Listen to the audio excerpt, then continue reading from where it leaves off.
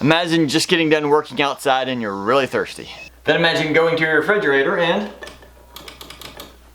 nothing. In a lot of these cases, all you have is a frozen water line. And to fix this, we're going to be using the Water Line Buddy. This comes with a syringe and a plastic hose that should fit up in your water dispenser.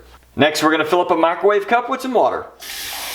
Then we want to stick it in the microwave for about 30 seconds. Then we want to stick a rag to catch some of the water underneath the dispenser and probably on the floor. And just to show you that this is not working again, if you listen real closely, you can hear it turn on, but nothing flows. And when the microwave's done, test the water. If it's not hot, put it back in for another 30 seconds. Then we want to insert the hose into the hot water. Then we're going to use a syringe to suck it up.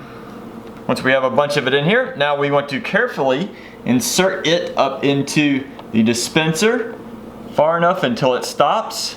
Sometimes can be a long ways up in there. Oh, there, we hit a stopping point. And as we continue to slightly push up, we are going to slowly dispense some of the water. Continue to push it on in as far as it'll go. And if this was done correctly, you now have some nice, refreshing cold water.